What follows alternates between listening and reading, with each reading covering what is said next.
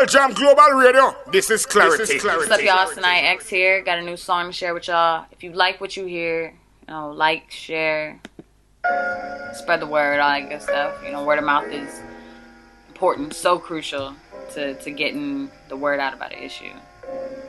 Spread the word.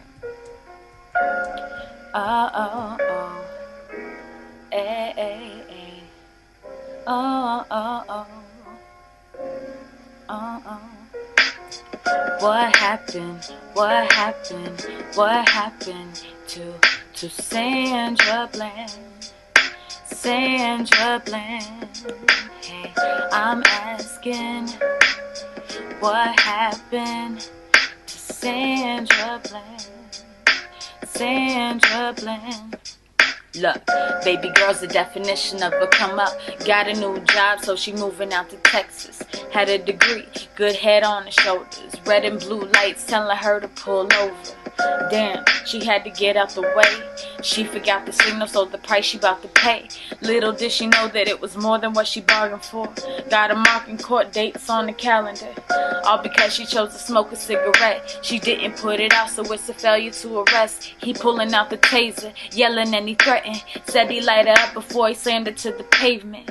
She screaming cause the officer about to break her wrist. Her epilepsy's real, but it ain't meaning shit. He tell her put the phone back down. Mercy, Lucky for us, we got mercy, the dash cam Lord sound and the mercy, bystander Lord with the camera mercy. phone to capture moment that things would change for her. I wish that I could save her now, but I'm still searching for the answers and they can't be found. What happened? What happened? What happened to Sandra Bland? Well, it's a big good evening coming from me, Sandra, Kervin, Julien, from the studios of What Issues Today, Coventry City, what happened to Sandra Bland? World Jam Global Radio. Sandra Bland. Say her name. We got a serious show we got to do this evening. Coming to you live, What happened? we have again, Sandra Bland. my sidekick and Say regular guest, her name. Dr. David Remay. But tonight, we have an additional guest, What happened? David Cooper, Sandra Bland. former police chief from Wisconsin, 3 days later, now turned found her dead in the jail cell hanging. a minister, But something don't faith feel leader, right. Father David. She would never take a life. She knew the value. Now that's of going to be an the world. interesting She was a queen. combination Focusing on the issue, she reached for higher dreams. from one extreme to another. And now you telling me But we're going to explore make it past a the week. issues of police brutality Case on her hands, officer. right here tonight. And the justice was the plan. For 12 and like. So get ready because it's going to go bang. So they cover up the truth and switch the narrative roots. Miss Bland had weed in her system. It must have sparked up all of that depression. She found a trash bag hanging from the partition. She was about to get out, but she chose to end it. And they think we still believe it. Have you seen the pictures? Can you feel the demons? Did you hear the pain when she started screaming? They said that it was suicide. I don't believe it for a second, for the record. What happened? What happened? What happened to Sandra Bland? Sandra Bland. My gosh. What happened? What happened? What happened to Sandra Bland? Sandra Bland. Say her name, you better say her name. What happened to Sandra Bland? Say her name, you better say her name. What happened to Sandra Bland? All that we want is the answers. All that we want is the truth. That's an exclusive track Is the proof. from a lady that goes by the name of Sanaya X. You. All that we want. Tribute to Sandra Bland, All that we want is the truth. live right here on World Jam Global Radio. Black lives really matter to you. What happened? Now I want to say a big good evening to all our listeners from all across the world as we go live right here in Coventry City on Issues Today Sandra on Bland. World Jam Global Radio. Once again, I've got my guests, and let me introduce first and foremost Dr. David Remay. Hello, Kervin from Connecticut. Evening, David. How are you, sir? I'm fine. How are you doing? Well, I couldn't be better. It's getting a lot colder here in the UK, and they're predicting almost minus 11 degrees, and we're just not ready for that right now. Minus 11 degrees in the UK. Yeah, sun's gone away. What's happening? Icebergs floating down from Greenland or something? I'm not sure where it's coming from, but somebody's breathing some cold breath down here. Well, let me tell you something. Things are so hot in London right now with David Cameron itching all over his body to jump into the war in Syria and kill more people against the wishes of the great majority of Great Britain itself. It's no wonder that God has sent down a cold gust of wind to cool things off. Ah, perfect, David. Perfect. Now, are you going to introduce David Cooper, or do you want me to give my update from this side of the pond first? Let's have an update from your side of the pond, David. Let's just bring things to square. We have a pleasure in giving an update because Donald Trump has continued to show his contempt for humanity itself by insulting a man he claims to never have met, but actually who introduced him to the woman he married, a handicapped individual who worked for a newspaper who called Trump's ace. Trump didn't like it, and he made fun of him with physical embobulations of a person who he supposed is handicapped but claimed isn't handicapped but is handicapped, and his controversial remarks haven't hurt him at all in the United States of America, where people like to dehumanize and delegitimize those less fortunate.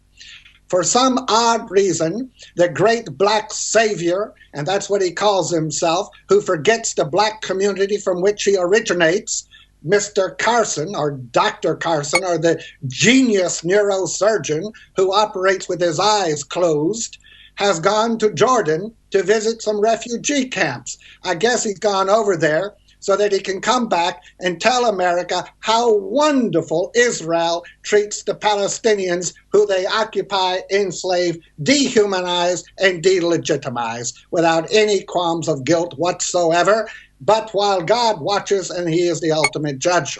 Now, Saudi Arabia is on a wonderful, prolific year of executions. They've executed more people by having their heads cut off this year than at any time in history, and yet they are our beloved friends in the Middle East, along with Israel, who come to America and kiss President Bush on the lips, and then Bush denies it. But we know what kissing someone means. As a Jew, I don't know the experience personally, but I think most Christians know what it means when Judas gives you a kiss. Now, let me say this. The deadly shooting in Colorado Springs, which most newspapers have headlined with, motive sought in deadly Planned Parenthood shooting. Motive sought. Get that. Motive sought. Motive. What is the motive?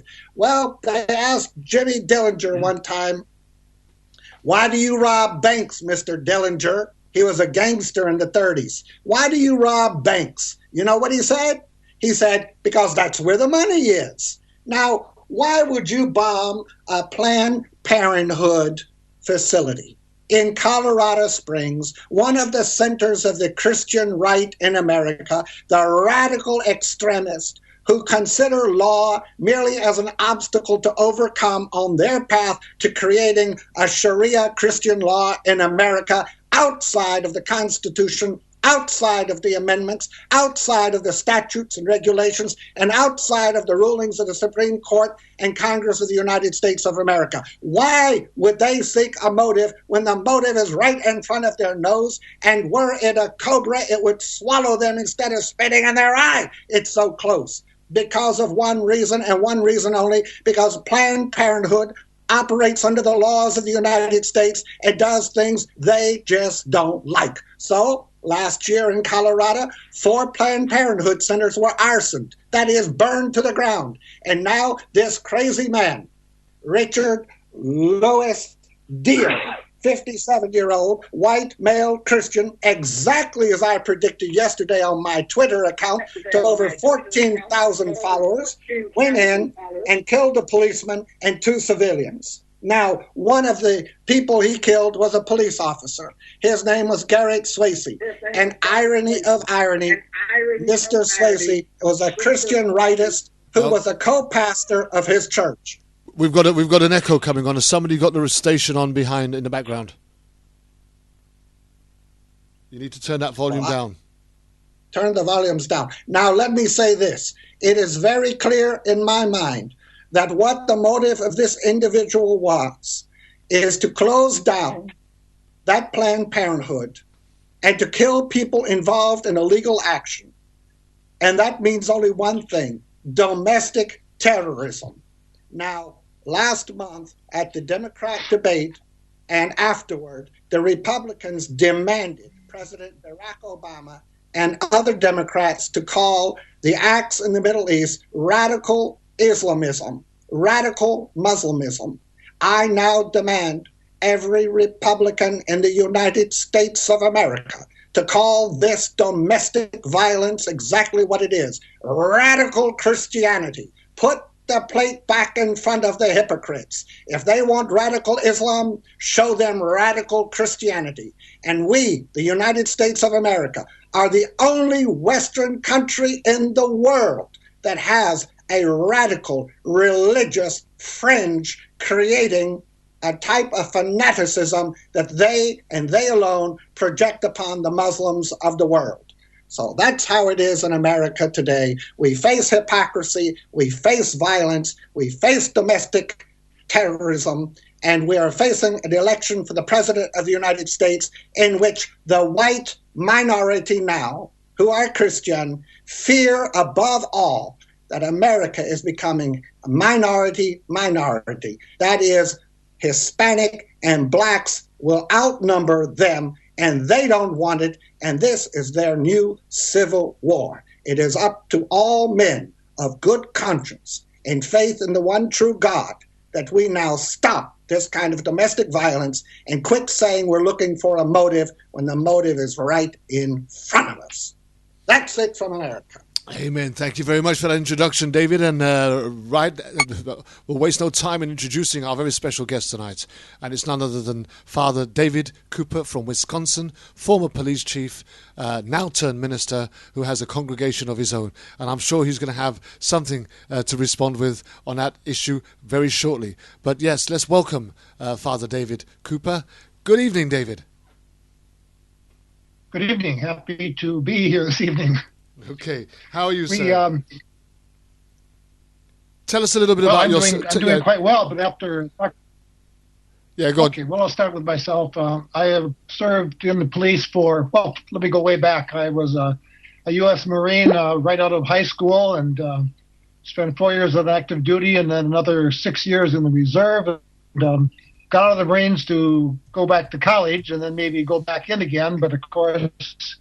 what usually happens, you get involved in university studies, and then I took a job at a police department because I could work at night and then go to school during the daytime because I had a wife and 2 kids. But soon got enamored with the police and ended up staying 33 years in policing. The last 25 years I was a chief of police. I think I can adequately define myself as being a reformed police chief. Had the job of integrating basically all-white police department and all-male police department in Madison, Wisconsin for 21 of those years. I found that my academic studies when I was at the university, I had a lot of opportunities. I actually had an opportunity to go to Europe, European police departments, changed the way in which I began to see things. And since I've left the police, I've went off to seminary. I'm an Anglican, an Episcopal priest. Have been so for 20 years, but I'm just as committed to justice, probably more so today than I was when I was with the police. I think the police are in need of not just a few changes, but in fact a reformation, a major.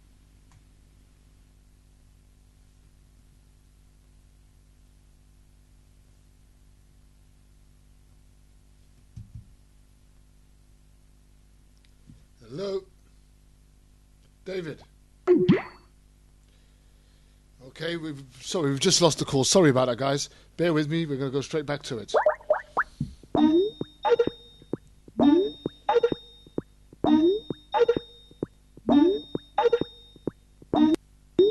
Did I get cut off here?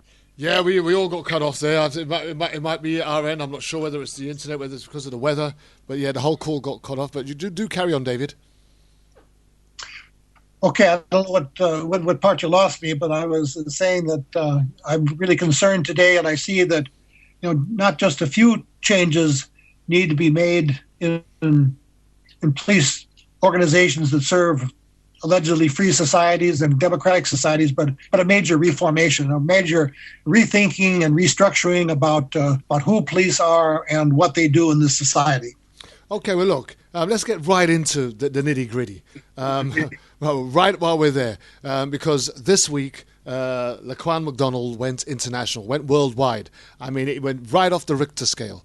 But this is not a new case. This is a case that's been, Laquan McDonald was murdered by the police over a year ago.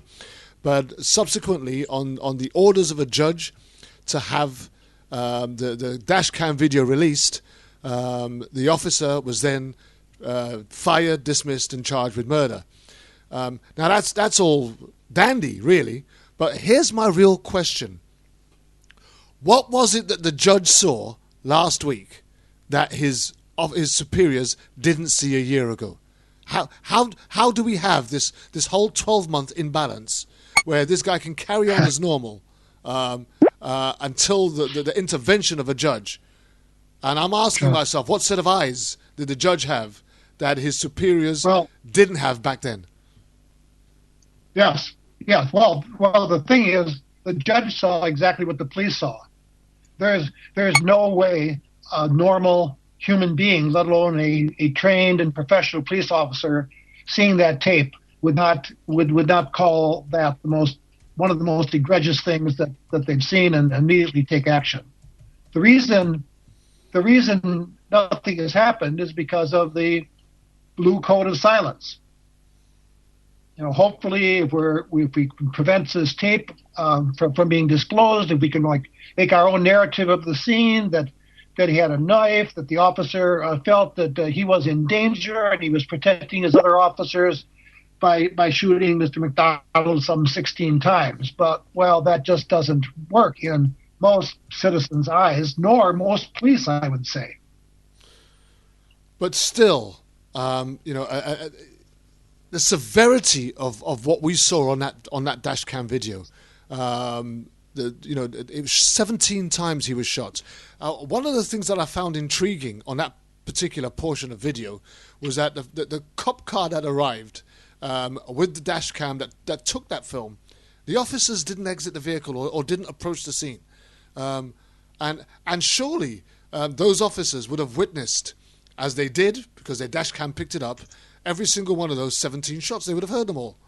At what point does somebody say, "Hang on a minute, this guy's dead already"? Well, you'd like to believe that happens, but it's a problem to a great extent. I've somewhat argued in the past that it's not about bad cops necessarily as much as bad training and bad leadership. Okay. Yeah, that's good. Let's go to the bad training and the bad leadership. So surely that kind of conduct that takes place, right, is directed and overseen by somebody whose standards are not at the right place. Sure. So last month I was down in Chicago for the meeting of a professional organization that I had been a part of. One of its early members, the Police Executive Research Forum in Washington, D.C. When I first joined that organization, there was about 30 of us across the country that defined ourselves as innovators, change makers, people committed to improving the state of policing in this country. Over the last 30 years now, it's grown to be a much larger organization, and I was concerned about where they're going. They've done some good work. They've done some good work about use of force by police. But what I haven't heard, and I've been stumping on this for the last couple of years, is why don't police leaders, what about police chiefs, why don't they stand up and say these kind of behaviors are unacceptable? We are going to change. We are going to make changes in our practices and what we expect of our leaders. We're going to require police to be respectful of all people at all times, regardless of the provocation.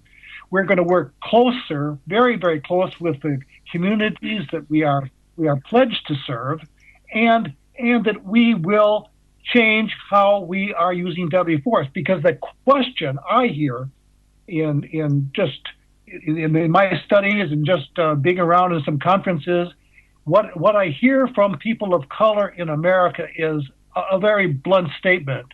They're saying to the police, when are you going to stop killing us? When are you going to stop the shootings of our youth who are unarmed? But as I've also talked, there's another whole bunch of folks out there. It's not just a color issue, though that is the predominant issue. What about people who are mentally ill? What about poor people who are homeless? What about the fact that many of us, as we've raised our children, have had problems with our teenagers, drinking and drugs and kind of behaviors?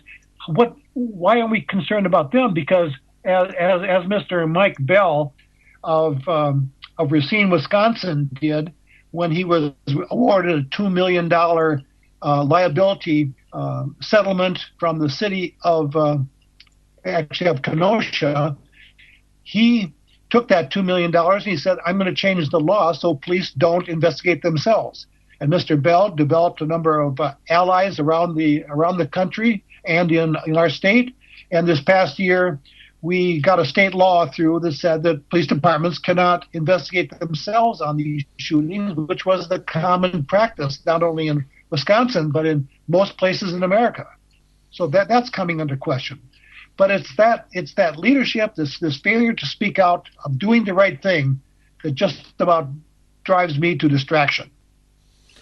Okay, so let's take the Laquan McDonald issue, for example. So there you have a 17-year-old teen, irrespective of whatever crime they said that he was about to commit and everything else. He's been shot 17 times. He's now dead, right? And the officers come back to the station, right? The dash cam, apart from their verbal statements, is the only thing, right, that's going to be able to explain what took place. What actually happens when they get back to the station? Does we see some of these TV movies and SUV and Law and Order and stuff like that. And when a cop is involved in a shooting, Internal Affairs gets involved and his sergeant turns up on the scene and he hands over his gun. We need to take that gun and go. That's what we see on TV. And most of us believe. Right, that's probably what's supposed to take place. I know you're laughing, David. I know, right? So you got this cop now who's just killed, irrespective of whether he was a criminal, an acting criminal, suspicious, or anything else. An individual has died, right? And now there has to be some. Surely there has to be some form of internal investigation as to ascertain what actually took place at the moment of this man dying and this officer having to empty out the rounds of his gun. So what takes place? They come back to the office. What happens? The officer in charge, the police chief, what does he do? He sends away the gun officer. What happens? Tell us that scenario. Well, you're not going to like this answer because what happens is in most labor contracts, police labor contracts, and in some cases, state laws that were passed during the past 20, 25 years that call Police Officer Bill of Rights. And one of those rights is that you have a right not to be questioned in matters like this until, say, 3 to 4 days. So you and I can speculate about what happens during those 72 to 48 hours or longer. Is there becomes a narrative developing to justify the shooting. And all we have to do is compare the video accounts, and we've had a few of those, quite a few of them over the past couple of years, with the narrative reports that are on file, not expecting that there is going to be a video, and we find them greatly at odds with one another. What is said, in fact, in the narrative report has little or nothing to do with the actual events that we see in the videos. Wow. So what you're saying is it's made up. Let me just add up one other thing that's going on out there. There are so-called experts who are available to give rationale as to how something happened. For example, there is the rationale out there regarding why the officer shot 16 times when many of us were trained to shoot once, twice, sometimes 3 times. So there's a narrative out there about, and it may or may not be true, but it's questionable, is that the officer, once beginning to shoot, has been trained to continue to shoot his firearm until the threat is stopped. So that's why we're seeing multiple shootings here, and that's the other reason, because I think having the large capacity handguns we have now in policing also begs the question, why do we have to shoot to kill? Because some police departments in Europe have 2 types of shooting. Who carry weapons. They have shooting center mass that is the kind of shooting that American police are trained in as just one of 2 methods. When you want to kill somebody, you shoot center mass. If you don't, you shoot lower. Now, there's a lot of arguments. This drives police nuts. I know it does, but I'm going to say it. I'm going to say it again. It's a lot better to shoot somebody in the thigh, especially if you've got 16 rounds. You should be able to maybe put one of those bullets into somebody's thigh, and you disable them, and they're down and they're out. The difference is the boy goes home to his mama after a few days, and there can be a lot of anger, but he's still alive. And the other thing, and sometimes we forget about this on the part of the police officer, you are saved from taking a life, and what you have just done will affect you for the rest of your life. Absolutely. That's the part of the training that doesn't go. We have to be extremely careful when we take a life, because it is an enormous responsibility in which we will continue to suffer in our relationships, in our family, and in our work, probably for the rest of our life. It's the funny thing that you should say that, because it's a conversation that we often have, and forget about the movies, where a guy can shoot the gun out of a man's hand, or if he's armed, or you know what I mean, you clip him in the shoulder, just when he's holding a hostage. We all know that's all theatrical, but in real life, police are supposedly given extensive training, especially firearms training, and you'd expect them to be able to hit a non-vital part of the body. We're not saying be precise, dead on the button, but you should be able to, if you're trained and licensed to carry that thing as a law enforcement officer, you should be able to use it in an appropriate manner where you can shoot it and hit somebody in a non-life threatening taking way. And I agree with you that they should be able to. Wait, let me jump in here. Come on, Dave. I want to ask something of Father David here. It seems to me that the primary motto for most police officers in the United States is to serve and to protect. Knowing the crimes that many of these police officers make, and then doubling down on them by obstructing justice and covering up their crimes, it seems to me the fundamental question we who pay taxes and pay the salaries of these people should be is, who do you serve and who do you protect? Because it seems clearly to me that the police were out in huge numbers yesterday protecting the business and capital interest of the store owners on Michigan Avenue, the Magnificent Mile in Chicago, so that people could go there and spend their money, hand their money over to these big consumer selling corporations. And they found enough police to protect all those store owners. So they served them and they protected them. But where are these same police when housing projects, criminal areas, ghettos, the poor people, those who are beat by their husbands and wives, the murdering people, when the police go into a neighborhood and wipe out an entire block with gas and bombs. Where are the police then? Where are the due process rights then? Where are the guarantees under the 14th Amendment then? Who are the police serving, and who are they protecting? And the motive to me is really irrelevant at this point, because the motive has always driven the same American, the same European, the same world citizen from the beginning of time, the protection of their property and their money at the expense of everyone else. So who are they serving? Who are they protecting? And how will we change that in the United States? I know that's a very compounded question, but try to answer that, Father. Well, that certainly is the question. You know, who is being protected there? Who do the police serve? Let me just tell you a little story. When my book came out in 2012 and Arrested Development, veteran police chief sounds off about protests, racism, corruption, and the 7 steps necessary to improve our nation's police, I was around on the book circuit. So I would go out to well, there was a Rotary Club at one of our golf clubs. Rotary meeting there, of course, basically all white group. So I would start telling them about the reasons about why I felt compelled to write this book, and I would tell them about these problems, and I would get this puzzled look on their face, absolutely dumbfounded. It's sort of, you know, it's the white look about when you talk about race. What? Tell me more. I don't understand this, because they really like the police. And I said, well, I'm really, really happy that you like the police, and that's important. But there's a whole bunch of other people amongst us who don't think so well about the police.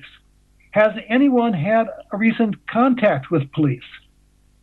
And other than maybe to report a theft from their garage or maybe a noise they heard at night, no one had ever had any contact with police. And then that drew me back to a story in the great UK report, probably 30 years ago, in which, you know, using the King's English so well, said, we have found in surveying the citizens of our great country that they have enormous respect and trust of the police. However, when we query those who have had contact with the police, we find them not so supportive. Well, let me ask you this. I agree with that. But the police alone are not the ones who reinforce the idea that the white elite are exempt from the police brutality. The prosecutors in communities who are largely elected by the white with money, the powerful with money, the prosecutors go overboard as members of the police force. And this is what most Americans do not understand. When you become a district attorney or a state's attorney or a prosecutor, whatever you're called in whatever part of America you're in, you receive a police law enforcement badge. You are actually above the local police. You can arrest someone. So if a street cop comes and arrests you for, or tries to arrest you for drunk driving, and you're the district attorney, you can flash a badge that's more important than his and will certainly cost him his job if he has the audacity to go ahead with the arrest. So it seems to me very clear that as long as prosecutors, those people who absolutely can get a grand jury to indict, forget a ham sandwich, a piece of pasta. They can find an old piece of pasta, a noodle from 500 years ago, and they can get someone, a grand jury, to indict that pasta. Believe me. So the prosecutors are protecting these police, and the police are protecting the prosecutors, and you receive a situation in which there's no unbiased accountability under the law. And I read very carefully your petition that you wrote with, I guess, a colleague of yours, Michael Scott. And I was amazed. I love what you wrote, But I would like to take umbrance as a former professor of leadership and ethics in medicine. I taught doctors how to be ethical, and believe me, that's not an easy task. But you wrote a number 5, honest. Honesty and good ethical practice are essential. The search for and cultivation of these traits begin with the selection process, that is, selecting, I imagine, cadets for the police department, and continue throughout an officer's career. Now, I want to ask you something very, very, very to the point. I know for a fact, and it is written, and Robert Jackson, the former Supreme Court justice who was a prosecutor at Nuremberg following World War II, of the worst beast who ever existed in human form, I know for a fact that American police officers are trained to lie. They are trained to lie as a means of deception to force potential suspects to admit guilt. And they're trained to lie. They say they have facts when they don't. They have blood when they don't. There's somebody taught when they didn't. And then they take that lie and they're trained to lie on the stand, under oath, committing perjury on material and capital offense issues. They are trained to lie at every development stage of their career.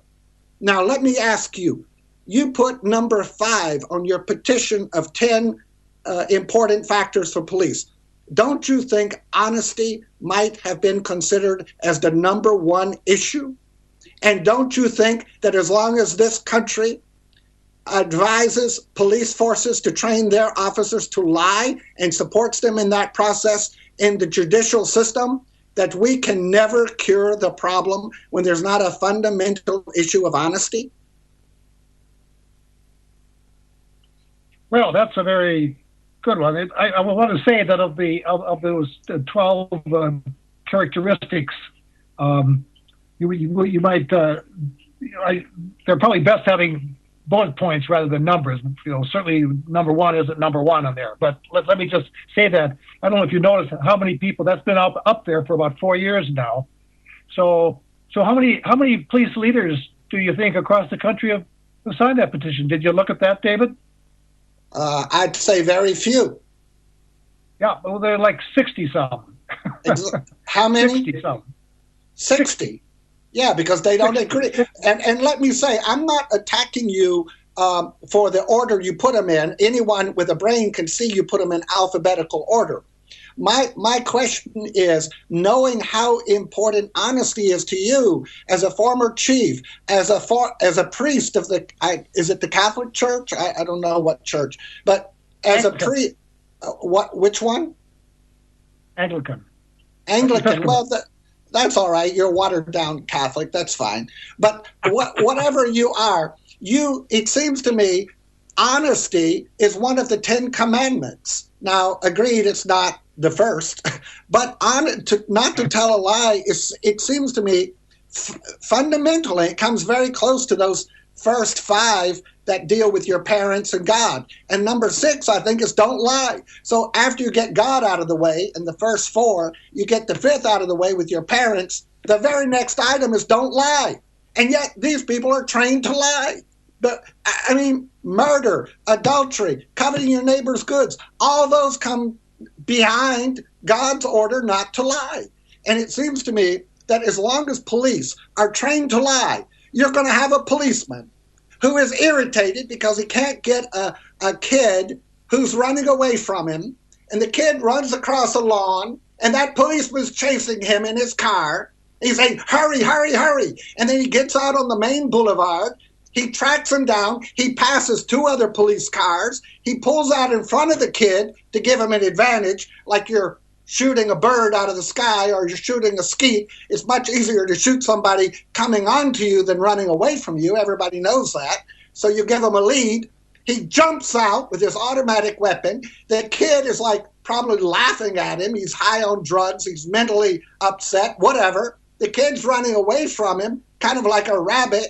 And this guy pulls out an anti-ballistic weapon and blows him to pieces with 16 weapons. And he keeps shooting when the kid is down. And you see the puffs of smoke coming out of him. Well, those aren't puffs of smoke. That's blood. That's the asphalt. That's the clothing. That's the essence of that human being in God's image made. And then the policeman, for 11 months, sits in an office, gets paid, justifies himself, finds all kinds of lies, and the prosecutor protects him. The police department protects him. Mayor Emanuel of Chicago protects him. The whole system protects him because they're afraid if that came out immediately that the whole city might burn and some people would lose money in their Michigan Avenue stores or their $1 million apartments. And so they hide it and they cover it up and then they lie. And then a judge with real testicles comes out and says, release that tape. So then they have a press conference to explain all the lies on the lies, on the cover-up of the murder, of the murder, of the murder.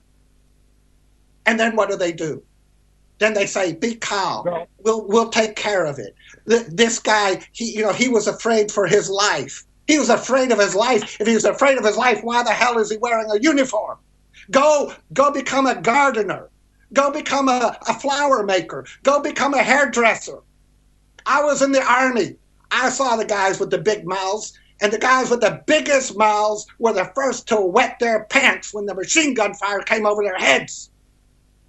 They had so much poop in their pants, the sewer department of New York City couldn't handle it. And yet they had the biggest mouths. And my question to you is, what are we going to do in a country where honesty, when not telling a lie, is valued? Because until you can train these young men that lying is a criminal offense, is a moral offense, is an offense against the very people you're charged with serving and protecting, until we can convince them of that, nothing else matters. Nobody will stand up. None of those police officers stood up. It was Reich's crystal knocked. All right. Now, let me respond to this. Okay, first of all, yes, there is a very deep and intimate relationship between police and prosecutors. They need each other, and certainly a new prosecutor being elected into that role is very dependent upon the police. Most likely has either current police officers or retired police officers who are working on his or her staff who once were police officers, who are the investigators for the district attorney. I don't want to play theologian here, Dr. David, but lying is not one of the 10 Commandments. We all forget. One of the great jokes is to sit around, even to people who are learned, Christians and Jews, and say, can you, off the top of your hat right now, recite the 10 Commandments? Well, most people can't do it. But what is within the 10 Commandments and what has survived in the Mosaic Code and is certainly a part of our judicial code as well, in strong influence, is thou shalt not bear false witness. So even though the Supreme Court of our great country has legitimized that police have a right to deceive and to lie to suspects in order to investigate a crime, at the same time, the law requires that they not bear false witness. And I think there can be, it might seem like a small distance between that, but to say that to a person who, for example, is kidnapped and is a child buried in the ground who has a limited air supply, is it legitimate to torture that person to find out where that child is and save that child's life? I would say no. It is not, unfortunately. You cannot do that. And I have been concerned that the things that we learned in Iraq and Afghanistan might somehow come to the police station house in terms of coercive confessions. I still remain wary about that. But to say that, well, we have some evidence here right now which shows that this is the case, when that evidence is not true, which forces a confession from the person, might be something morally in which we can at least understand. Now, that can be argued at great length in many places, but the ethical stance of a police officer is extremely important. And what they must do is, I believe, in a democracy such as ours, a police officer must embody and practice the founding values of the society in which he or she serves. That is, they must be good citizens. They must be respectful to people. They must protect civil rights at all measures, even when it is very uncomfortable. And my training, and probably which probably made me more of a reform chief than a conservative law and order chief. My graduate training was in sociology, and in that I came to understand what a domination system is. And the fact of the matter is, as I see policing today, police must come to understand that they are part of a significant domination system, which was certainly seen on, as you mentioned, on Black Friday on Michigan Avenue in Chicago. But they are instruments of people who have power and standing and wealth to keep down people who they don't want in their neighborhoods. And if police understand that that's the way things work, it's a lot better than saying, I just don't understand that. These are the bad guys and the good guys, and we got to keep the bad guys away from the good guys. And nothing more illustrates that is a horrendous, immoral war on drugs that we've had over the last 30 years. That is the epitome of not understanding what's going on when we see that the rates of drug use between people of color and white people aren't any different, but the enforcement methods and where they enforce is certainly overly structured to poor communities and communities of color. Wow. Let me ask you as a follow-up, what can we do to have you thought in your long career and your life, have you ever thought of how the American system, or have you compared it to others like Japan, China, Europe, Africa? Have you ever thought, how can we separate the prosecutors from the grand jury and the prosecutors from the police department? How can we do that? The grand jury was clearly written in the Constitution of the United States as a means to protect innocent people from being indicted for political and unethical reasons.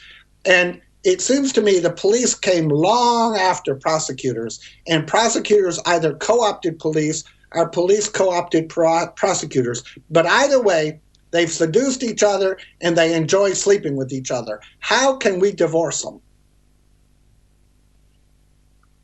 Well, in most societies that I've studied internationally, in many cases the job of prosecuting and investigating is actually enveloped within the same agency. That your police are the prosecutors in many of our structures here. I think we've got some a nation of laws and not of people. That it doesn't make any difference, who you are. That the Lady Justice is blind. That the justice is equal.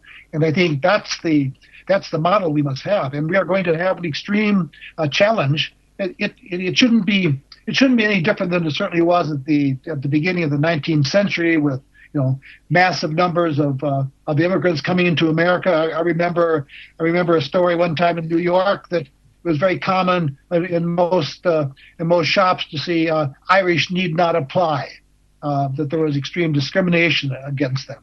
And then as the story goes, soon the placards were changed and it said Irish only need apply. But that certainly did not happen with people who've come from a slave tradition, and that is the issue in which we are so uncomfortable about talking about America. We get so upset and so worried and so about race. Something has got to be done to repair, and I don't think it's about reconciliation right now. My church, I'm going to take them through a book study this Advent of a book by Jennifer Harvey called Dear White Christians, Those Who Are Still Searching for Reconciliation. And her point on her book is that, no, it's not about reconciliation. We've got to consider reparation. And we've got to go back to from 40 years and take a look what the Black Manifesto had to say. And that's where the church comes in. And why doesn't the church speak out of this? Well, it was Dr. King himself that was so greatly upset that the Christian clergy and Christian communities did not join in the civil rights movement in ways in which he thought they would. I see the same thing today when I go out and talk to fellow Christians about the problems with police. Most pastors, and they quite told me, because we had a shooting in our own community, that I tried to urge my white colleagues to start preaching about a shooting that was very questionable. When I said that, they don't want to offend people in their congregations. They don't want to offend perhaps police officers who are members of their church. They don't see this as a major justice issue. And then, of course... Okay. Yeah. I want to go there, right? I want to go there, and I'll tell you why I want to go there. I want to go there because I'm a black man. I want to go there because I'm also a black man that is sick and tired of feeling that he's going to bite his tongue when he wants to talk about how black people are being treated right around the world. And even in today's society, I've seen it on Facebook and I've seen it on all the social media networks. When this issue of Black Lives Matter starts coming up, people, even some people of color who's forgotten what the tribulation was like and what the battle was and the blood and sweat and tears that was shed for their liberty, when they conveniently want to forget, they talk about Negroes whining, etc. But how do you get from a place of having an infrastructure where it's supposed to be protect and serve, and it now turns to bully and murder, to the extent where it appears, and let's not pull any punches here, it appears to be that people of color are at the brunt end, right, of this bully and murder. You as a former police chief, right, and I know you said that you presided over a majority, mainly white, but even in that respect, even in your role that you played as a police chief, you also must have presided over officers that had to lie against suspects, right? Well, not. We had a rule which said basically it's dishonesty which is going to get you fired. You can make a lot of mistakes, but basically you've got to tell me what those mistakes were. If you lie to me in these investigations, I will do everything possible to fire you. Okay. Now that was the standard, and that's a matter of leadership. But I think for most, and I can't speak certainly for people of color at all, but what I see in my whiteness is that well, yes, Jim Crow might be dead, but Jim Crow Jr. is still around, and we still have systems that are working against people of color, and until those people, as Ta-Nehisi Coates talks about, those of you who call yourselves white, need to ask some questions about your whiteness and your role in all this. And I have made the argument that eventually, as I see the crisis in America today with police, is that eventually, and maybe it's long after I'm gone, but I wanted to lay this card on the table, is this will never be repaired, this will never be fixed until the police in America stand up and apologize for being part of a racist system. Now, Kevin Murphy, who was the chief down in the southern, in Birmingham, I believe, he gave an award badge to Congressman John Lewis when he came down here a few years ago, and apologized on behalf of the police department for how he was abused and treated with other civil rights workers that were coming down south, and he got a lot of heat for that.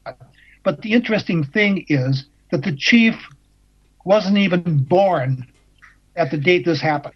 So I think it's possible for those of us who say, well, yeah, I wasn't part of a racist system, or I didn't do that to black people, to say, but yes, we did. We were part of the problem, and we need to apologize.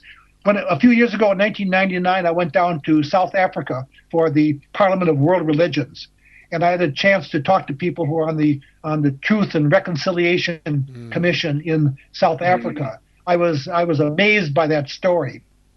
So I think it is possible. It is possible in this country that we who call ourselves white can apologize for the disruption that we've done to black people who have come to this country, and how we have continued in many cases. And what it was Ta-Nehisi Coates' article in the Atlantic last year, when he wrote his case for reparation, that really got me thinking and saying, well, my gosh, well, after Reconstruction, I mean, things got better, and in the 60s we have the Civil Rights Act and voting and everything, but he patterned an example of redlining going on by the Federal Housing Administration, that when black people came to Chicago, they were not given the same opportunity my grandfather and my father had to get an FHA loan, because they were in red line districts. And when they were in red line districts, the houses that they came to live in were specifically caused to get a contract for deed at high interest rates, and if they missed one payment, they lost the house. There were lands and housing speculators in Chicago in those years that were making hundreds of thousands of dollars a year on those transactions. So in my family, the way that wealth was passed out, and there wasn't a lot of it, but it was based by selling your house and getting some more money and then buying a better house, and then you moved up and out. That same opportunity was not given to black Americans moving into major industrial cities. Father, let me jump in on this police thing again. I want to understand this because I don't get it. I'm a black man. I'm not black, but say I'm a black person. You're my brother from another. Our grandfathers crossed different bridges together many centuries ago. So, different bridges, get it? Okay, so the point of the matter is this. Say a black officer is on a police force. 20% are black on a police force. They see this racism. They see this profiling. They see these murders in cold blood. And we know this because women and blacks were involved in the case in which a young man was put in a truck and driven around until his neck was broken and he died. And they were part of it. There were 2 black police officers in Louisiana who shot a white man in a truck. They're part of the system. And I don't understand how the black officers who come from a long tradition of understanding grave injustices to black people in America, how can they be pulled into that system to cover up for their white police colleagues, knowing these crimes are happening? Because I'll tell you something. In my family, if I spilled some milk as a young kid, I had an accident. If I spilled it again, I was negligent. I spilled it a third time, I was a terrorist, and I was sent to my room. So I don't understand how these black officers in Chicago, Philadelphia, New York, Los Angeles, Charleston, how can they be a part of a system that they know discriminates against them? And I don't want to say their people, but I would say Americans of black color. Now, let me before you answer that, let me tell you. Wait, 1 second. I have a friend. I can't say his name because he's a well-known person in America. He is from Chicago, and he is Jewish, as am I. And he is still angry at the Germans. He left Germany when he was almost a teenager. He left. And he hates Germans to this day. You know why he hates the Germans? Because he was so German in his mentality as a young Jew in Berlin that they didn't accept Jews as Nazis. And he hates them because they excluded Jews, knowing what the Nazis would do to Jews. He's on medication. He's on medication, but he's so wealthy that no one can do anything with him. And this is the honest to God truth. And I call it the Nazi love syndrome by the rejected. And I wonder if some black officers in America who understand the Nazi mentality of these white policemen, are they suffering from a similar mental syndrome disease? One second. As you say that, David, it's a great point. And just before you answer, Father David, I just want to throw something else here into the mix. It's been said, and I've heard it being said too, that the black officers and Hispanic officers are sometimes just as bad, if not worse, in dealing with their own kind than the white officer that some of them come up. I'm not saying all, I'm just saying some in particular. Yeah. And there have been incidences where it's been reported that officers of color have subjected people that they've actually had in custody, whatever, in a far worse way than what some of the white cops might have done. Is that part of them having to fit in? Is that part of their acceptance scenario? Is that part of the brainwashing? Is that part of their training?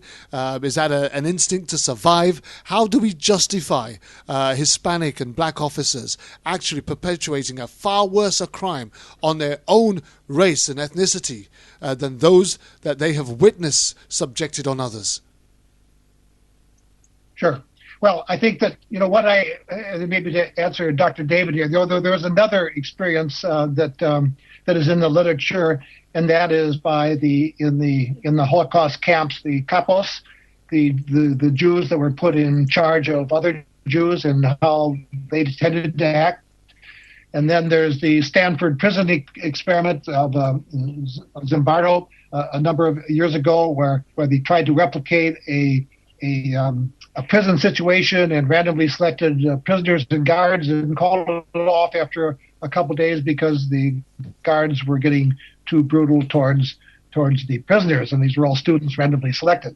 But I would say one thing, and I think this is very important, and Kervin as well, it is this, that blue always trumps black or brown or yellow.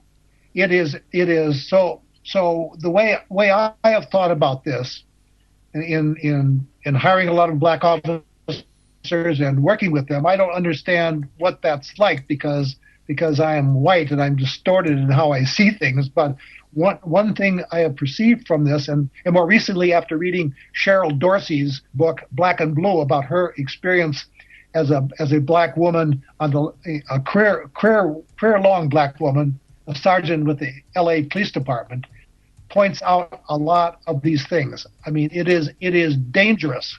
I would even say this to white officers. They'd say, well, if I see things I don't agree, and what should I do? It's a very, very difficult answer. Frank Serpico has come out of the woods again to show about his experience in turning in an officer 40 years ago in the New York. He still continued to be discriminated against, and even though he won a bravery award, that he is not considered to be a brave officer because he turned in his fellow officers. There's the situation of Adrian Schoolcraft on the New York PD, who was taken into custody, and they took a tape recorder off him in his house, but they forgot that he had also put a tape recorder in his drawer of his bedroom, and we hear the conversations of them because he had kept book on being pressured to make these kind of cheap arrests and stop and frisks there. They ended up arresting him and putting him in a psychiatric facility for 6 days. His dad is a retired New York police captain. Took him days to find his son. So that's what happened. And also there's a young officer at Baltimore, Joe, I can't think of his last name, has turned in a sergeant who kicked a suspect, and the commissioner said he was going to be protected and everything, and then all of a sudden he started getting these hate threats to him and to his girlfriend, and he was a sergeant. And he quit the department, and he left town because he was afraid of his life. Now, Joe Crystal is his name, and then there's Michael Woods Jr., who was left the Baltimore Police Department, who has been tweeting all the bad things that he did in his career to really get a sense of the notorious behavior that is condoned. And unless good cops say no to bad cops, that this is going to continue, and it's going to be a major struggle of whether or not the good, ethical police who know. And this is most police. This is not a majority of bad cops in America. We've got a very small number of bad cops who are making it very difficult for the good cops, and because they in fact are intimidating and terrorizing through the subculture those officers who want to do a good job. Okay, here's a question from a listener in Florida, right? And she wants to know your opinion, and that's Father Frank, on certain police departments refusing to hire cops with higher education because they claim the cops will be unsatisfied with their jobs and will not stay. She thinks that's BS and a cop-out, no pun intended. Well, I've heard that statement. I think it goes back a number of years, but there still is that attitude. And one of the, I talk about 4 obstacles to improving our police, to unarresting our police. And the first one is anti-intellectualism. That is, you don't see education as being valuable.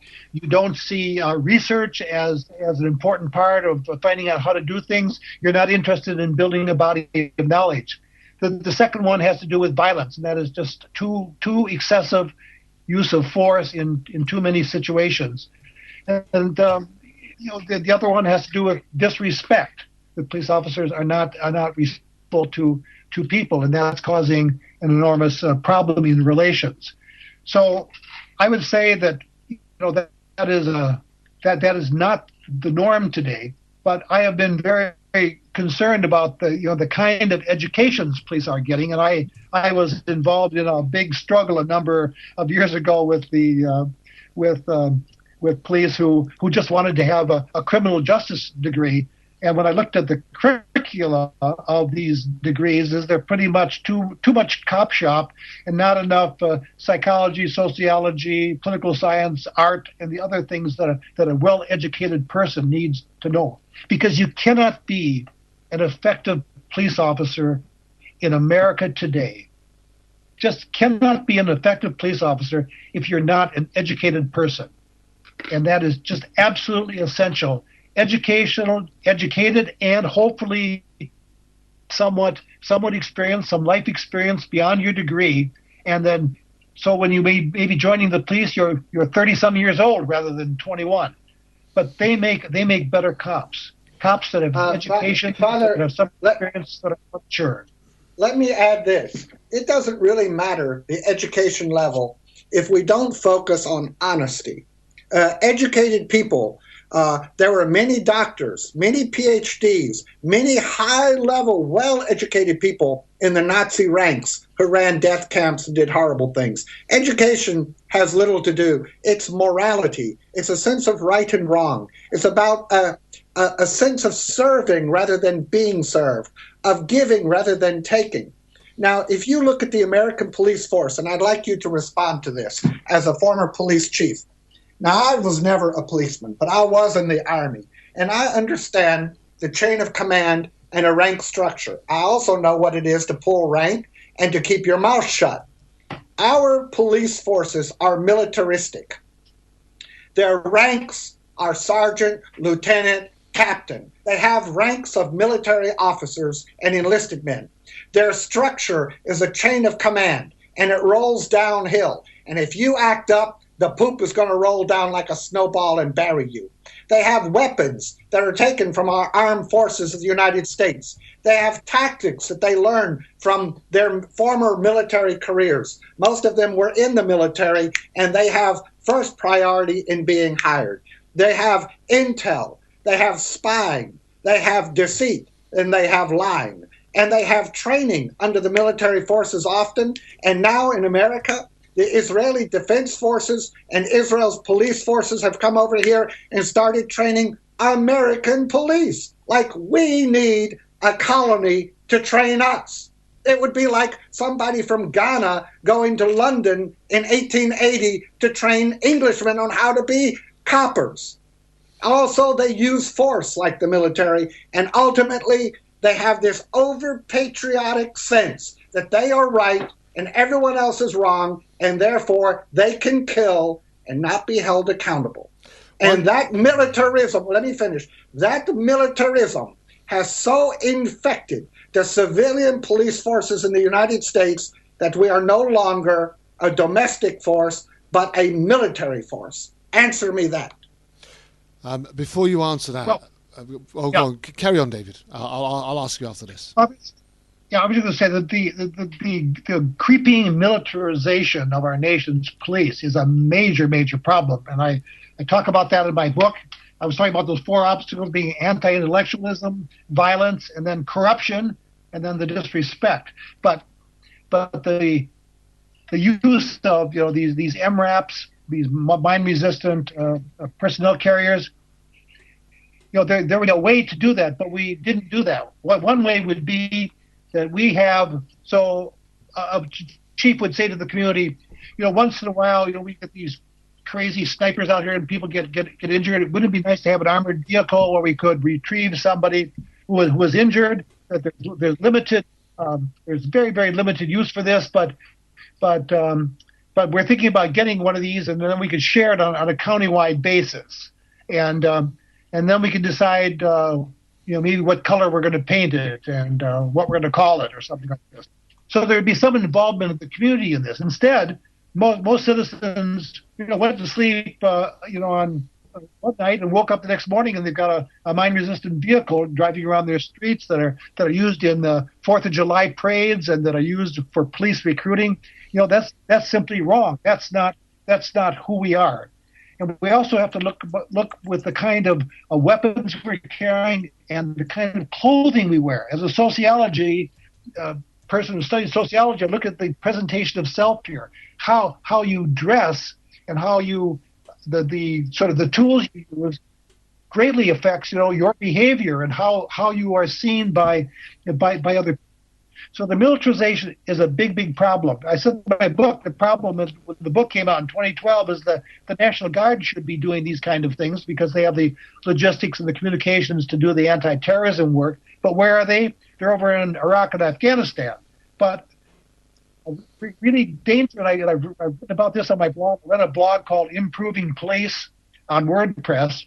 And I talked a lot about this kind of militarization and how we've got to be very careful about that, and we've got to find other ways as to how we're going about doing the job other than looking like the toughest guy on the block. And when I was down in Chicago, I talked to my former colleagues, or I had retired, they're still in the field. I said, you're at a crossroads right now. The crossroads are either you're going to adopt a true and honest community-oriented policing, that is, you are committed to serve and to work with all people in the community, listen to the problems they have, and work with them to solve those problems, or you go down the other road, and that is you just get more tanks, more armored vehicles, more automatic weapons, and you are more and more divorced from the communities you served. And if you continue down that road, you will never get back. You will never be the kind of police that many of us hope for. And I would even say you will never be the kind of police officer that you dreamed you would become when you joined this job, because you have been turned away from the right course. Well, I've got a plethora of questions coming out, and I'm popping up on my screen all over the place. Firstly, a while back you used that old tired, just a few bad apples. Which we're tired of hearing now, because it's not just a few bad apples. Cops are now killing citizens at a rate of every 8 hours this year. Every 8 hours, another one dies. Right? And aren't the cops who kept silent just as bad as the cops that are doing the killing? Right? I want you to ponder on that for a minute. And just in response to what you were talking about martial law, I've just had another question pop up very quickly. If you can bear that in mind while as you're about to speak. Should martial law come down, since our military is busy abroad, does the police take that role? And if they did, wouldn't that be a disaster? It would be an absolute disaster. If we ever started using, our police as military in this country, regardless of the provocation, and that's a danger right now. I mean, it's probably going to be. I mean, I think it's absolutely amazing we've not had more terrorist attacks from outside our country. We've had enough inside our country and schools and Planned Parenthood places. But the fact is that if that happens, there will be no.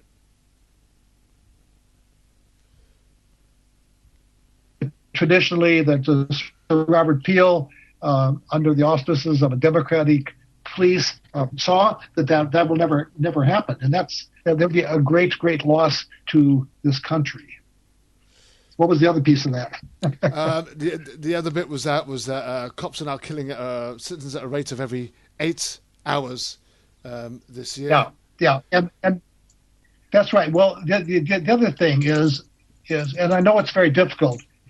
And I've written about this on my blog, that if police leaders are not going to stand up and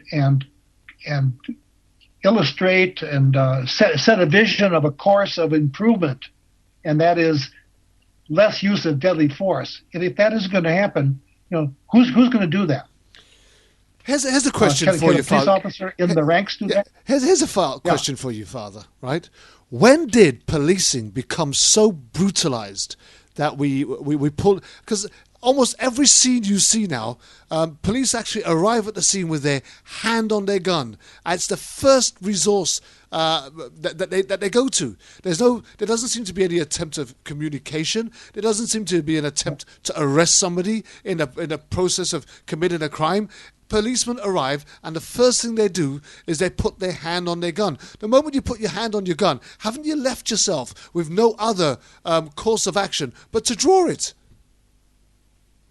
Yes. Well, that's training. See, that's where I talk about. Well, maybe it isn't so much bad cops, but bad training. We have, for probably the last 20 years now, sort of heightened the sort of anxiety and fear of police officers since the day they came on the job, that people are out there to kill them. And our FBI director said, police officers are so scared now they're not doing their job, and that I think is a bunch of crap, because there's no data to support that. But this business of thinking that the job is a use of force job to control people is not the case. 95% of what police do is interactual, not using force. Talking to people, working out solutions. I mean, if you talk about the greatest control instrument a police officer has, that is his or her brain, her ability to relate to other people. I saw a video last night on national television of the protest down in Chicago, and there was a young black man who'd gone face to face with this white officer, and literally 2 inches away, just kind of doing a stare down. And I'm watching that. I'm saying, what in the world is going on here? Why doesn't that officer react with some racial stuff? Hey, man, how you doing? You think I like being out here? I'm cold. I'm just trying to do a good job. But no, there's like a frozen, a deer in the headlights. And then finally he gets sort of a lieutenant walks by and he has him stand back, and the lieutenant gets involved in the staring thing. It's kind of like a strong. He's kind of got a smirk on his face, and he's staring. These two guys are staring each other down.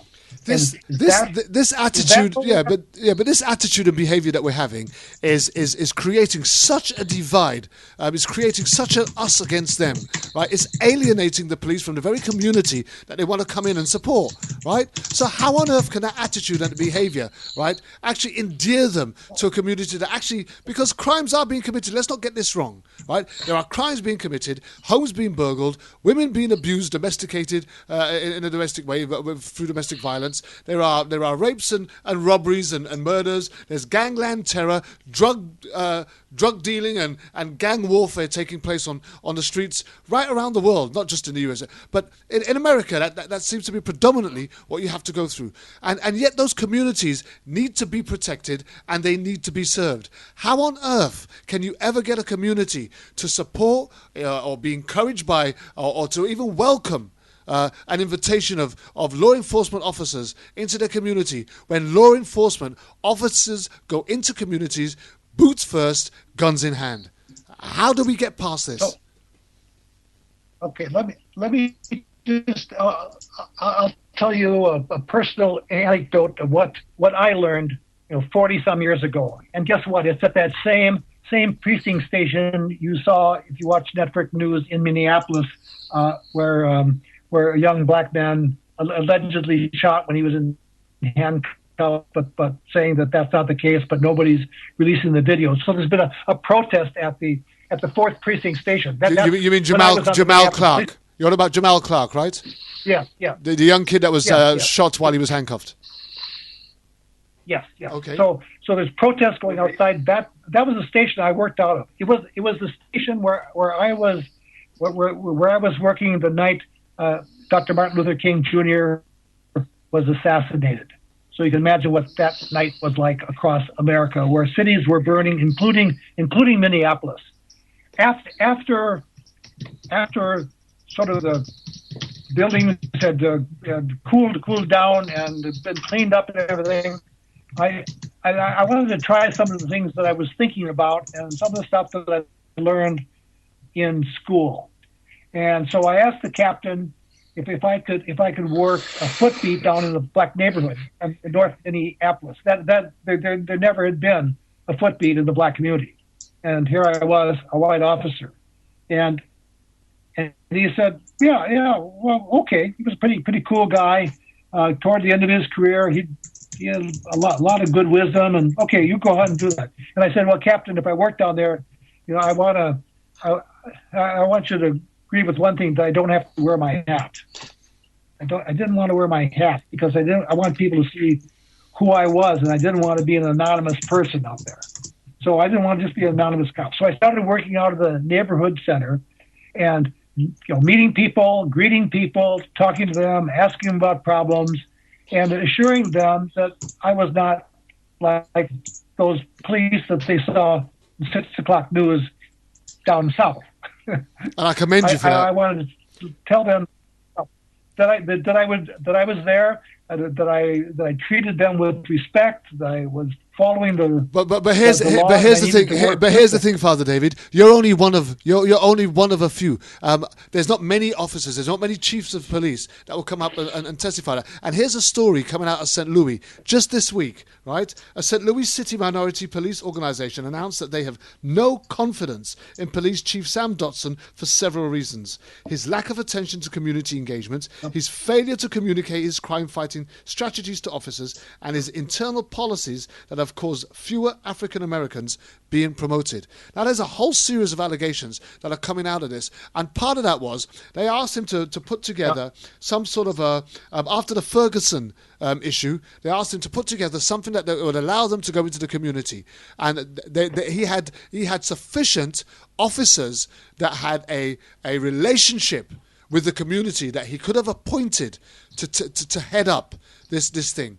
5 to 6 months later, he hadn't responded, and when he did respond, not only did he ignore the resources of the officers that he had at hand that had actually volunteered themselves to go forward and take part in this because they believed that they could actually reach the community better, he decided to use a white police officer who had umpteen citations against her for brutal force against that very same community. How was she ever going to get on side? How was she ever going to get the community to trust her? How was she ever going to get her foot in the door in order for the police, the local local police to be able to rebuild and gain some trust in that community that so desperately needed it. How did that make any sense whatsoever?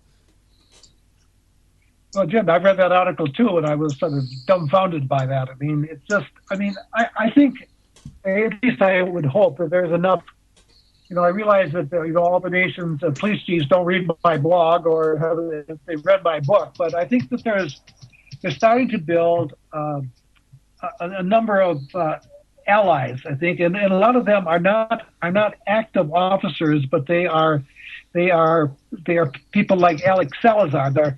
They have retired or they've been disabled. They're no longer working in the police. But here's the thing: we don't want a good bunch of retired police officers. The Alex Salazars and the David Coopers of this world, they're the ones that we actually would prefer to see on the front line right now. Because currently, to date, 1,072 individuals have been killed by police this year alone. 72 this month. Now, that ISIS haven't killed that many people this year, and they're a terrorist group. We're talking about the police here. Who's the terrorist now? Well, I think that's what's got to change, and I think it's going to be the community because I don't see a lot of police leaders speaking out of this, and certainly police officers could have their careers significantly truncated by speaking out. So I think that another thing that I'm trying to do, I'm trying to educate the community about what is reasonable for them to expect from their police. Now, when the president's task force on 21st century policing came out, and there are like 30-some recommendations that have to do with local units of government, we had a conference here in Wisconsin. It was about 100 people. About half of them were police, and half of them were community leaders. And I said, what I would expect you to be able to do is to get into a conversation that citizens should be able to go to their police leader and say, look, these are these recommendations here. How many of them have you implemented yet? And do you need any help from us to get them implemented so that we can work together? That all makes good sense when it comes out of our mouths. But what is the current common protocol for a police officer when arriving at a scene where he's been called, where there's either a crime in place or there's a suspicious person? What is the current training protocol for an officer as he approaches that situation? Explain that to us.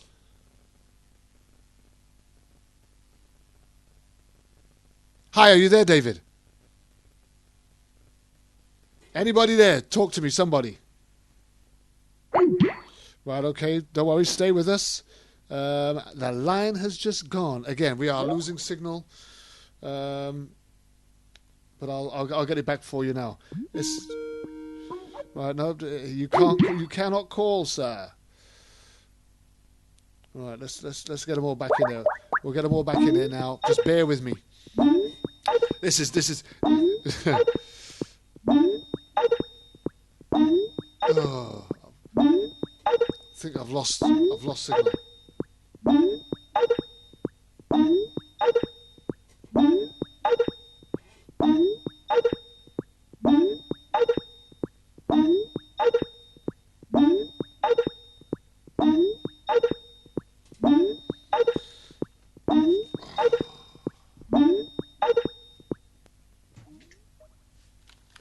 Hey, you there? I'm here now. Okay. Are you there, David? Okay. Yes, we're back on. Okay, just carry on. Sir. Let's just carry on. We're having terrible. Kervin, let me jump in a second. Go ahead. For our British listeners and Europeans who don't understand the American system, or don't know it, and this might help you, Father, give an answer to Kervin's last question. We in America are not what you call a unicameral government, so to speak. In England, London dictates police policy, I imagine, from Wales to Scotland, from Coventry to London to Kent to Bristol. In America, we have 50 states, and every state has its own policy. And every city basically has its own policy in conformity with its state laws. So when you say, what is the standard procedure for a policeman driving up to a 12-year-old kid with a plastic toy gun in a park in Ohio. That's a very, very different question for somebody in Texas, Florida, California, or New York. In many states, that policeman would not have been allowed to do what he did. In other states, he would have been encouraged to do even more. Maybe in some states, he could have sent a drone and blown up the whole park. So it largely depends upon the state government, since local police actions are strictly under the laws of an individual state. So you can't speak of it in terms of a federal or a national policy. It largely depends on where you are. And in the South, the police have far more authority and far less accountability than they would, for example, in Vermont or in Michigan maybe, or in Oregon. You follow me? Hello? Yes, I mean, that it is worse. It isn't just the 50 states. We're talking about 17,000 police agencies in America. And in many cases, any type of state legislation is very minimal. It prescribes the very minimal standards in training, and some of them don't even talk about in-service training. But the fact of the matter is that is the case, and it is up to trying to think about putting national standards. Well, we tried a bit of that back 40 years ago with the 1967 President's Commission on Criminal Justice, which had a very long and very complete discussion of policing and where we ought to go. And most of the things have not been accomplished. Even back then, it was the importance of police-community relations and it's important. Let's say this too, Kervin, for your information. We basically have a civil war going on in the American education system because of national standards for testing young people in elementary school. Now, if we have states' rights advocates and right-wing crazies in Christian charter schools going crazy about educational standards on at what level somebody should be able to do algebra or 3 times 3 equals 9, can you imagine? Can you only imagine the civil war that would break out if we tried to force a national standard of police conduct? It would be insane. I mean, you might as well call Abraham Lincoln back and General Sherman and Grant and Sheridan. Forget it. Let me just say this, David. I know how angry you are at the Christians, but not everybody that calls themselves a Christian is a Christian. Just remember that, okay? Well, because there's some very unchristian behavior that I witnessed coming out of certain places that has nothing to do with the Word of God. Let me explain very clearly my use of that word in the context of radical Christianity, evangelical freaks, and haters. It is very simple. I call them what they call themselves. If they are self-identified Jews who are Zionist murderers, I call them Zionist Jews. If they are radical Christians who advocate prejudice, discrimination, and lynching of black people, and unauthorized brutality by police and the bombing of Planned Parenthood centers, I call them radical Christians. So they are what they identify themselves as. If good Christians and good Jews and good Muslims want to disassociate themselves with those who use their name, let them speak. Here I am.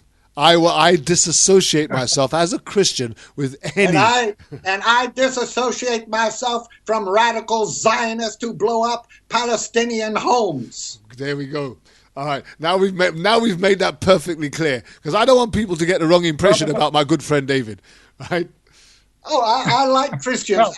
My only regret is that Christians don't read the words of the man Jesus of Nazareth, the first Christian, I imagine. If they would only read his words, they would be wonderful, beautiful, considerate, generous people. Live by the word. Be doers and not just sayers. Now, listen, before we go, we're running out of time, so I really want to get back into some real nitty-gritty here, and I want to take this straight to the doorstep of Father... Wait. I need to say something very, very, very important here. Okay. I do not advocate under any circumstance reopening the Colosseum with lions and gladiators for Christmas. Okay. Well, we've got that far, right? Father David, right? We've only got less than half an hour left, right? When you speak about the Reformation in policing, explain that to me. What do you mean by reforming police? Explain how you'd reform. How would you start? Where would you start? It starts with Martin Luther and the Reformation. Okay, let's go there, Father David. Well, it's funny you do that. It's funny because my blog for the last couple of days, I left it up. There's a picture on there, and it is Martin Luther pounding his 95 thesis on the cathedral in Wittenberg there to sort of start this conversation. And what I mean by Reformation is reforming. I mean, really getting back to one's basic roots, as much as Martin Luther tried to do in the 16th century. But whenever I meet a person of faith, they say, "Oh, what you know? I'm a Jew, I'm a Christian, I'm a Muslim, I'm a Hindu, I'm a Buddhist." I always like to say, "Well, if we have some time, would you tell me what kind of a Jew, Christian, Muslim, Hindu, Buddhist are you?" Because I really the term is not descriptive. When someone says to me they're Christian, I don't know whether I should hug them or begin to run away, because some people that worry me about that. But when I talk about Reformation, I mean that we should take into consideration, what is it that we know about policing? What do we know about a democracy? What are the best ways that we found? A few years ago, we had used a very soft crowd control method in Madison. Used it for 21 years. We never lost a demonstration on the campus or any of the issues about the war or civil rights or anything that came up over those years, because we had a very soft, respectful approach. That I argued that's the way you handle crowds. You don't to help facilitate the constitutional right for people to protest their government. You've got to have a police that's not too overhanded in that, or you're actually cutting down and reducing the constitutional right of these people. So I've had this going on, and then just a few years ago, I found, well, finally someone's researching this, and that's the work that Clifford Stott had done in the UK there, and I think he's done something coming out of the Home Office. But I remember early on in his studies, he said we looked at handling football violence, and if you send a bunch of police with helmets on to handle some rowdies in the crowd who are spilling beer on everybody and acting like jerks, what happens is the crowd say, well, that's not fair. There's just these rowdies and 5 police coming in there, so then they throw stuff at the police.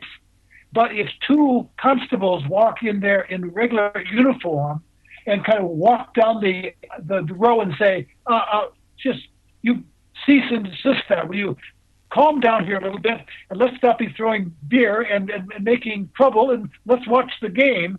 Everybody says rather, yeah, that's right. Listen to the police. They're right.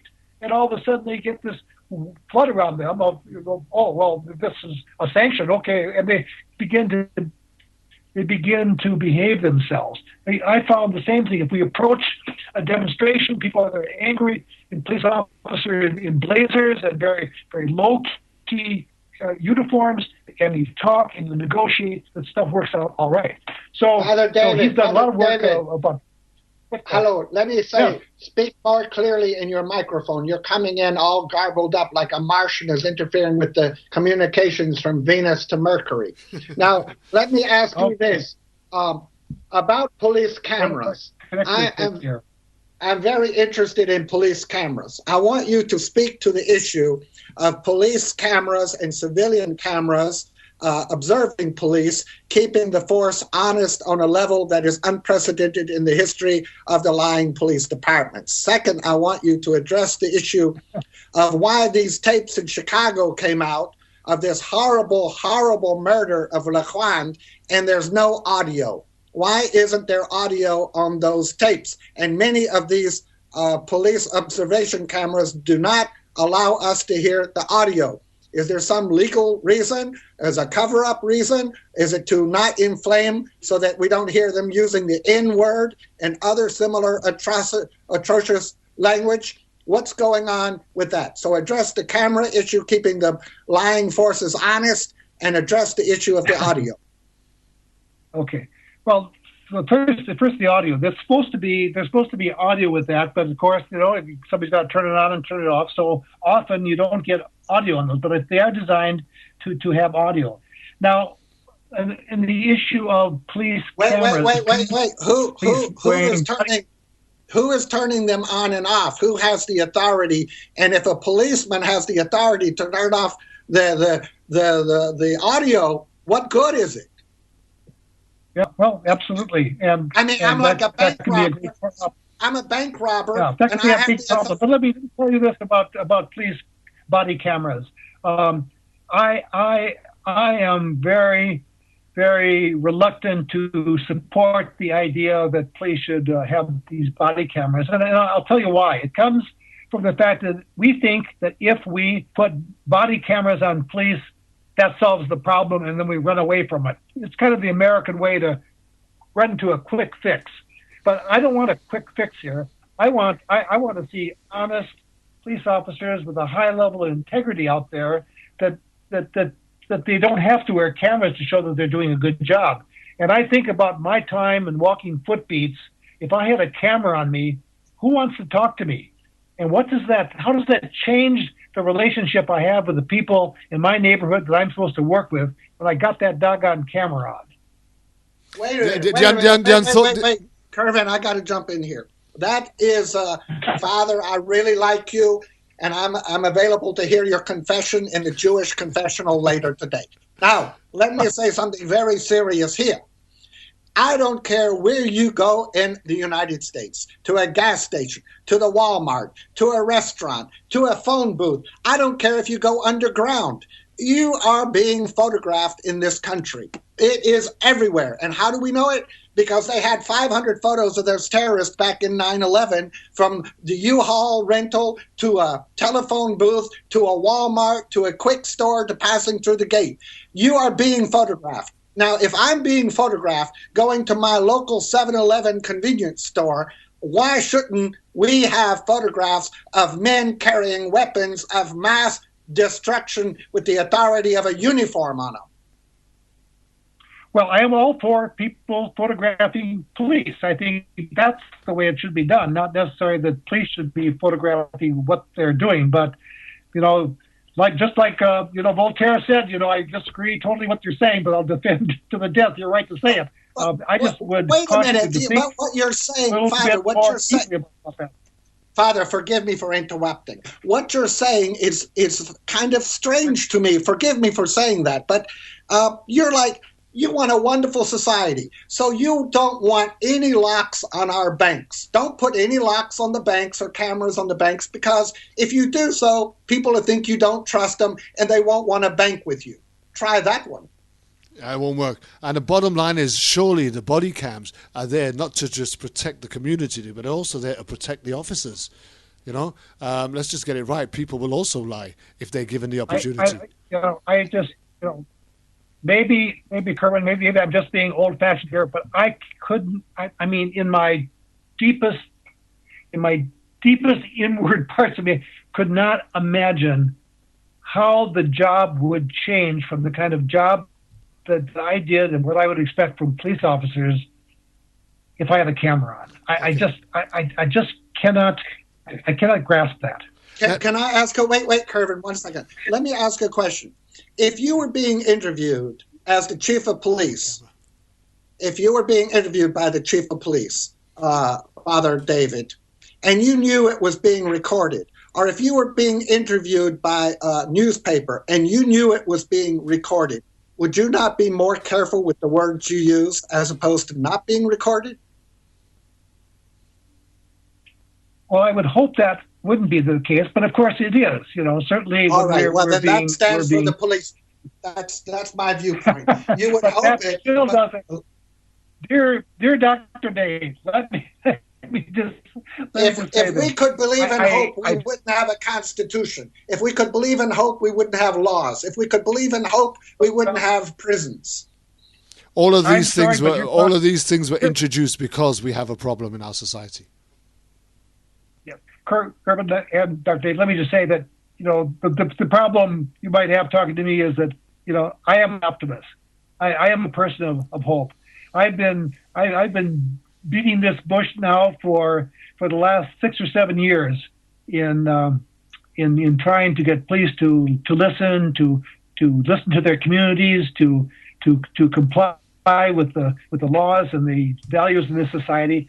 And that's kind of like my mission. It's actually my ministry is that I'm a great believer in social justice. I'm a very hopeful person, and I'll just keep on pushing on this. And what I usually end most of my emails when people have an inquiry, I usually say at the end of this thing, but press on. Listen, we just must press on.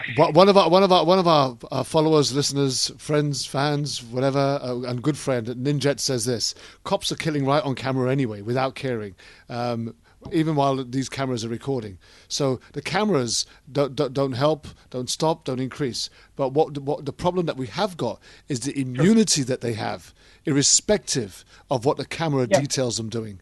That's the issue that we need to overcome: the accountability. See. Yes, here is the problem. That's right, because you'll still have the shooting because officers are still going to think that they're doing the right thing. And the right thing is that they've glommed onto this 1989 Supreme Court decision called Graham versus Connor, in which, for purposes of civil liability and whether or not police officers should go to the jail, the Supreme Court has virtually said that it is a matter of how the officer perceives the situation. If the officer feels he or she his life is in danger, they can use deadly force. And I'm saying that's too low a standard. That cannot be the standard of how we use deadly force in this country. So what we've had now is 20-some years of training police that if they feel threatened, the normal response as they've been trained is to use deadly force to exterminate that and stop that threat, shooting multiple times at center mass body. And I'm saying that's got to change. Absolutely. David, did you want to come in there? Yeah, I just think that Najat and you make a good point. But at some point, we have to realize that filming these incidences, as Kervin said, does and can protect the police themselves. It certainly can reveal crimes by the police if they're the ones who are committing the crime, as in the case in Chicago. Now, and that's a crime according to the state's attorney there. So I think the important thing is to realize that maybe that specific crime was not prevented by the camera, but when other policemen see what happened to that cop who's now being tried for first-degree murder in Charleston, South Carolina, for planting evidence on a man he shot from running from an automobile, or in Chicago by Laquan. I think that when other police see that these men, who they thought until today are immune because of the Brotherhood of Blue and the prosecutor and police covering up these crimes, when they see cameras are holding them accountable and they're being charged with first-degree murder, which is in many states still a death penalty case, I think there is a level of deterrence unequaled in the history of the world prior to these cameras. And that's what, punishment and accountability is not only to make the victim whole, is not only to make the criminal pay for the crime, but most importantly in many cases is to deter and to disincentivate others from committing a similar crime. Now, the FBI director came out last week and said that the deterrence factor has been so immense that it has scared a lot of police officers into not covering crimes that they should cover because they're afraid they might make a mistake and be prosecuted themselves. That's an exaggeration. I don't believe that's true, but that's what he said. So deterrence is a primary factor, Father David, that you cannot ignore in putting these cameras on these police officers. In addition, right? I worked at a homeless unit for the Salvation Army for quite a few years. And part of the stuff that we had CCTV cameras on the floors and main entrances, etc. And the other thing that we also had was smoke and fire detector alarms in every room and strategically placed around the building.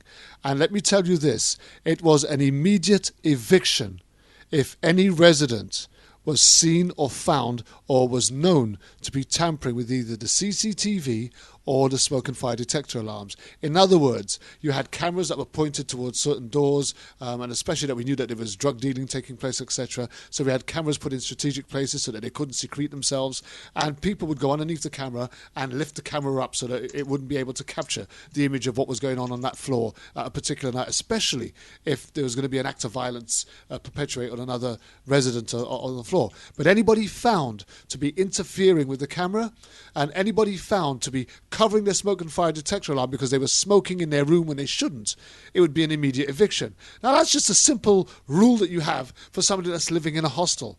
How much more would you need to put into place something of real standing and stature to protect the law enforcement officers that are supposed to be going out there to protect and serve when people's lives depend on it? These cameras, A, should come with audio. B, the moment they're involved in an incident, those cameras need to be, the footage needs to be handed over immediately upon return to their station. That footage needs to be looked over by somebody independent, and a decision needs to be made whether that person needs to go on desk duty, suspended.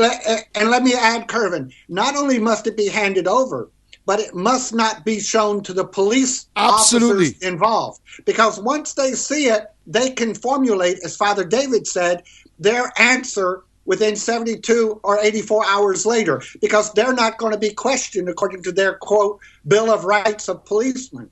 So exactly. Don't let them see the evidence. So the evidence is taken away, it's examined by somebody else, and a statement made on the content of that video, as made by an independent. And then the two statements come together, and an investigating body says, right, bam, there you have it. This officer has acted outside of his authority, or this officer responded within what was necessary in order for him to deal with the matter, right? And then people can start to have a bit of trust in not just the resources that are available, but in the people that are carrying them. But surely there has to be a way forward at this precise moment in time, because I can't see the removal of the cameras. We're going to have to go with it. So how do we work with it that it works for us? But Kervin, also let me add this, and then Father David, I'd like you to answer these multiple questions that are coming out like machine gun fire. Let me say this.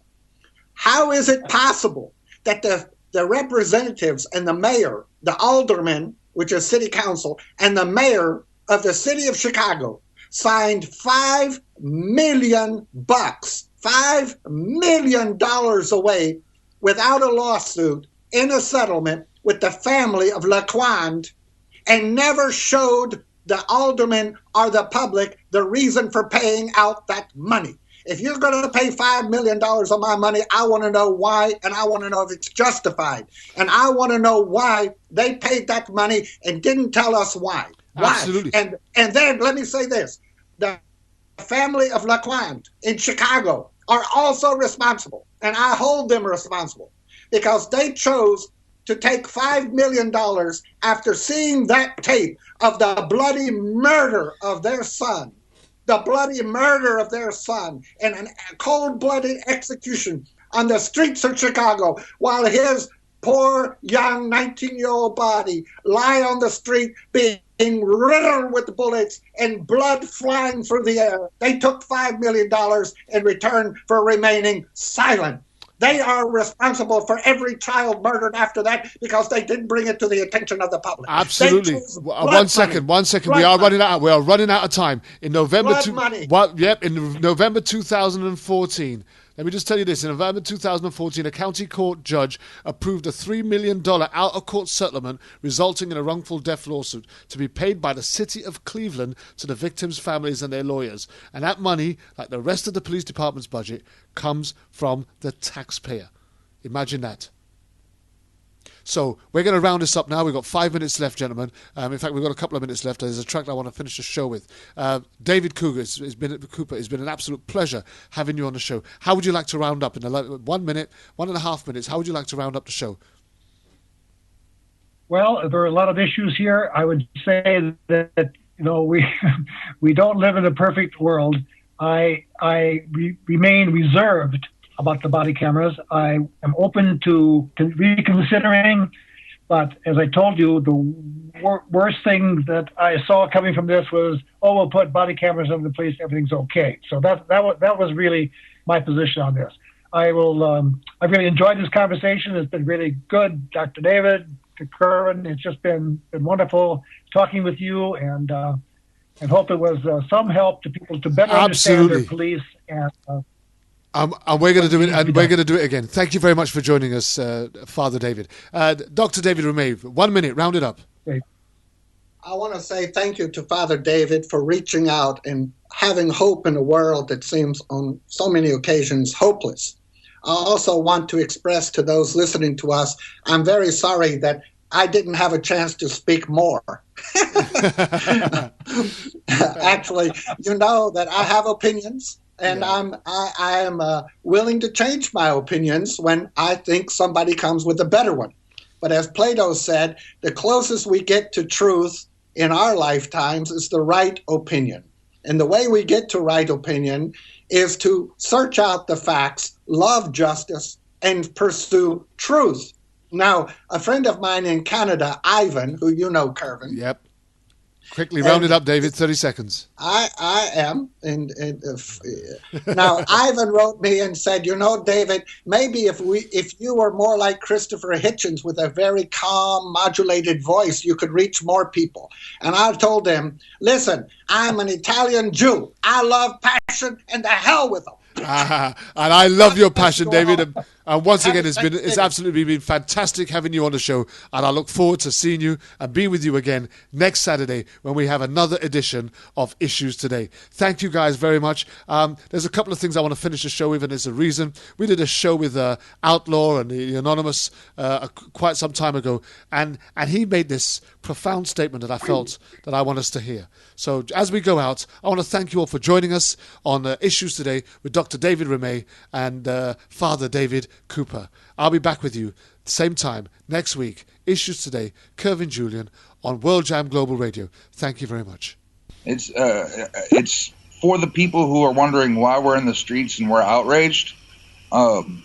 It's basically a rundown of what's happened, and this is recent. And it's if you run, you die. Hashtag Walter Scott. If you stay and get arrested, you die. Hashtag Freddie Gray. Lay down while handcuffed, you die. Hashtag Eric Harris. Hashtag Oscar Grant. If you fight back, you die. Hashtag Trayvon Martin. If you mind your business, you die. Hashtag John Crawford. Put your hands up, you die. Hashtag Mike Brown. Proclaim your innocence, you die. Hashtag Eric Garner. Getting married, you die. Hashtag Sean Bell. Pan-sagging, you die. Hashtag Irvin Edwards. Beg for your life, you die. Hashtag Thaddeus McCarroll. Hashtag Cedric Barty. Just alive at 12 years old outside playing, you die. Hashtag Tamir Rice. Be outside, you die. Hashtag Rekia Boyd. Be at home chilling, you die. Hashtag Katherine Johnston. Run into your home, you die. Hashtag Ramarley Graham. Injured asking for help, you die. Hashtag Jonathan Farrell. Be in a stairwell, you die. Hashtag Akai Gurley. Smoke a cigarette, you die. Hashtag Sandra Bland.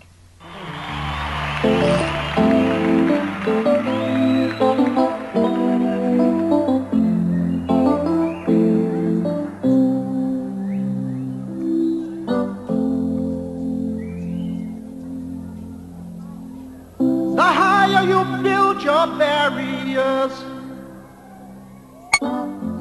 the taller I become. The farther you take my rights away, the faster I will run. You can deny me, you can decide to turn your face away. No matter, 'cause there's something inside so strong. I know that I can make it, though you're doing me wrong, so wrong. You thought that my pride was gone. Oh no, there's something inside so strong. Oh, something inside so strong.